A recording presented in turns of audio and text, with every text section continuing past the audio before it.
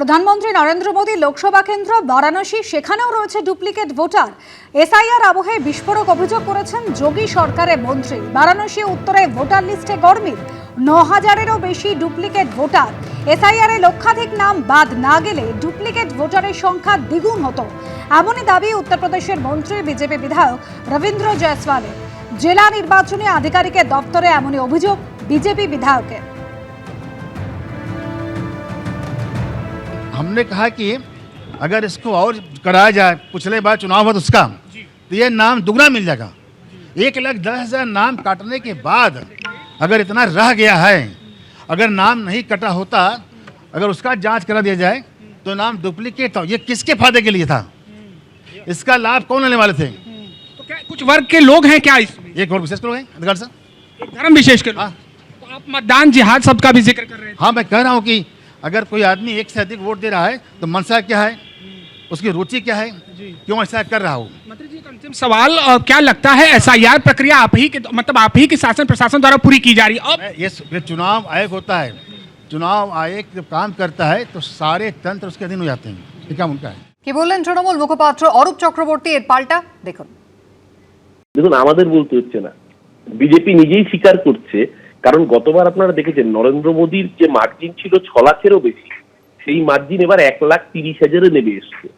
এবং যদি চুয়াচুরি ভোট চুরি না করতো নির্বাচন কমিশন, তাহলে হয়তো খোদ দেশের প্রধানমন্ত্রী বেনারস থেকে হেরে যেতেন। আজকে যোগী সরকারের মোদী যেটা বলছেন, এটা তো কদিন আগেই সাংবাদিক বৈঠকে বিরোধী ইন্ডিয়ান নেতারা প্রমাণ করে দিয়েছেন।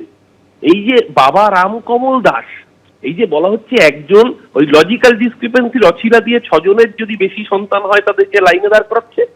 উত্তরপ্রদেশের বেনারসে বাবা সন্ত রামকমল দাস, তিনি একটি মন্দিরের ইনচার্জ, তার 57 জন ছেলে বিজেপির নেতা, যোগী আদিত্যনাথ সরকারের মন্ত্রী, তিনি নিজে প্রকাশ্যে বলে দিচ্ছেন যে উত্তরপ্রদেশ এবং খোদ নরেন্দ্র মোদীর নির্বাচনী কেন্দ্রের মধ্যে এইরকম ভয়ঙ্কর জাল জুয়া চুরি চলেছে। কোথায় শুভেন্দু অধিকারী মুখ, কোথায় টুইট, কোথায় শ্রমিক ভট্টাচার্যদের? বীরভূমে গতকাল একাধিক কর্মসূচি ছিল শুভেন্দু অধিকারীর, এবং শুভেন্দু অধিকারী হুঙ্কার দিচ্ছেন মে মাসের প্রথম সপ্তাহে বা এপ্রিলের দ্বিতীয় সপ্তাহে সরকার গঠন করবে বিজেপি। এপ্রিলের মধ্যে বিজেপি সরকার গঠন করলে 1 মে 3,000 টাকা ঢুকবে মহিলাদের অ্যাকাউন্টে। মে মাসে বিজেপি সরকার গঠন করলে 1 জুন টাকা ঢুকতে চলেছে অ্যাকাউন্টে। মে মাসে বিজেপি সরকার হবে প্রথম সপ্তাহে বা এপ্রিলের দ্বিতীয় সপ্তাহে। এপ্রিলের মধ্যে যদি বিজেপি সরকার হয়, 1 মে 3,000 টাকা ঢুকবে মহিলাদের অ্যাকাউন্টে। আর মে মাসে যদি বিজেপি সরকার হয়, 1 জুন ঢুকবে আপনাদের অ্যাকাউন্টে। শুধু মহিলাদের নয়, বার্ধক্য ভাতা, বিধবা ভাতা, দিব্যাঙ্গ ভাতা, তফসিলি ভাতা, তফসিলি উপজাতি ভাতা, লোকপ্রসার শিল্পী ভাতা, সব ভাতার ক্ষেত্রেই আগামী দিনে ভারতীয় জনতা পার্টি সংকল্পপত্রে যে কমিটমেন্ট ঘোষণা করবে সেটাই আমরা রাখবো। শুভেন্দু অধিকারী একজন ফ্লপ জ্যোতিষী, তো সুতরাং উনি এই ক্যালেন্ডার পলিটিক্স পছন্দ করেন। উনি 2020 সালের নভেম্বর মাসে বলেছিলেন এই তো 21-এ আমরা সরকারে আসবো, তারপরে বললেন আরেকটা, তারপরে বললেন একটা, কোনোটাই হয় না। তো সুতরাং উনি একজন ফ্লপ জ্যোতিষী।